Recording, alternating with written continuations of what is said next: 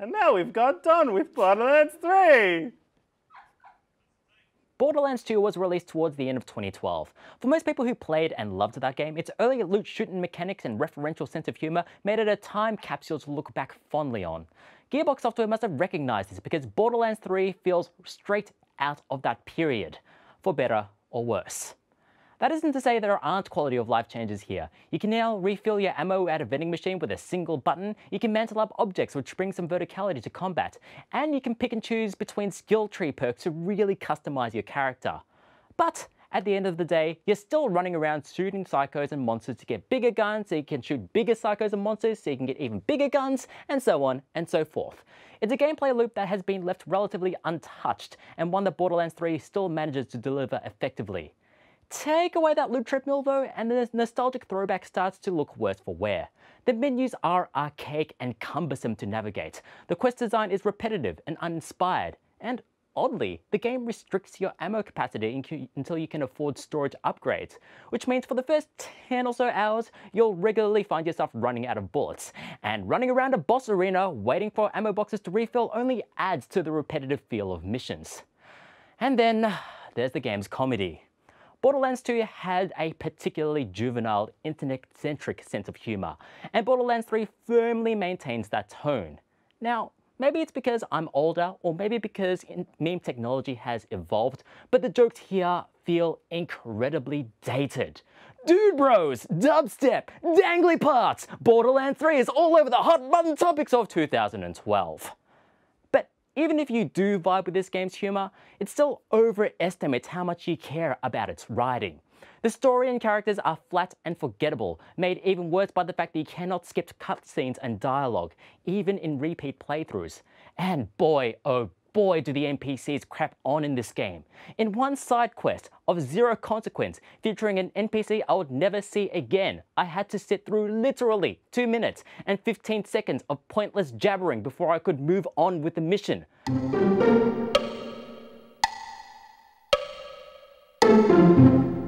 Gearbox, please. Borderlands 3 left me frustrated. Even with a solid gameplay core, I could not overlook the game's archaic quest design or its terrible, terrible writing. But I also recognize that for many of you, these flaws don't matter. And for those of you still wanting a throwback loot shooter without the modern day trappings, it at least delivers in that regard. Playing Borderlands 3 is like returning to your parents' home after many years and finding that they've left your bedroom completely untouched. Some of you will find it comforting, others will wince at the bad luck Brian posters hanging on the walls.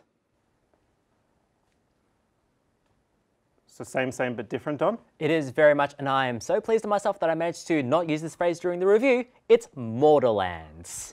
I thought it was TM. Borderlands? No. Yeah, that's also this game, for better or worse, because like I said in the review, it's a game that's harkening back to the good old days of Borderlands 2, Borderlands 1, all the sort of happy memories you have in there. Oh my god, the writing was so great, the guns were so good. What if we keep this?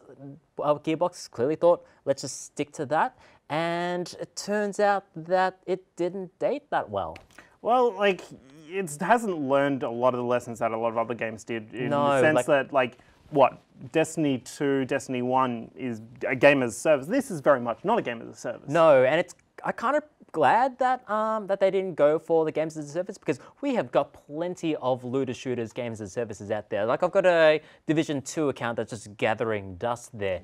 And we are coming up to knocking on the door of Destiny 2 Shadowkeep as well. So Borderlands probably did best by sort of paving its own path and not going and not being games as a service. But at the same time, it could have taken something from those games. It did take the almost instantaneous join of a player's party / thing. And thank you for joining my game, Shane. I just forced it in. I mean, no, changing the phrasing.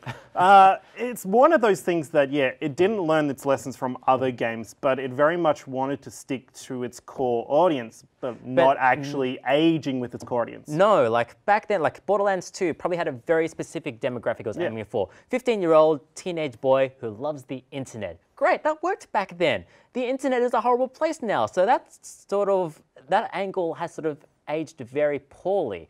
And then at the same time, it kind of feels like it's either trying to aim for a new generation of 15-year-old teenage boys, but then it discounts the people that looked fondly on Borderlands 2 that want to play this as that sort of comfort food game. And as a result, it just ends up, like, I adored Borderlands 1, Borderlands 2, Borderlands 3 I just shrivel at. Yeah, I'll be honest, I skipped a lot of like the story stuff, but that's the thing. They bring in a lot of characters back from the older games. You know, you've got Lilith as probably one of your main characters that's not a playable character. Member Zero? I remember Zero. I remember Zero too, and also Maya and those other people, but you know, actually I don't remember those other people, but you know, I only played Zero in number 2.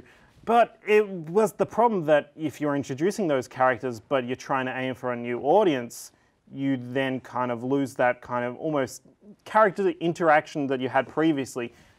That said, is there that much character to the characters? They're very much one-faced anyway. Yeah, like other than Zero, he's got multiple modes and all that. But it's interesting that the Borderlands 3 comes out now, given that a month ago we've got another game that tried to harken back to the good old days, World of Warcraft Classic. Shane, you've been playing some of that, as I understand, and like, is it more successful at that particular objective? It's definitely more successful in throwing back to, I guess, the good old days, because they bring back literally everything. They bring back even the bugs of the old stuff, and people still kind of want that kind of old, you know, rose-tinted glasses kind of look back. Is it enjoyable to play through 2006 Warcraft?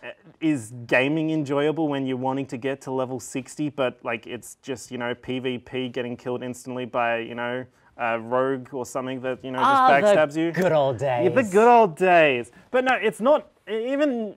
It's not exactly about fun, because like even the, you know, PvE stuff, you don't really want to fight more than 2 or 3 monsters if you're just by yourself, and it's like there's that still old difficulty that WoW Classic has that I don't think many games have these days, except maybe there was that one boss in Borderlands 3 that I actually had to, you know, invite you and who was it? Oh, it was the Porky. So you're welcome. Thank you. You're welcome. Yeah, well, next time I'll just join into your game. Just get in there.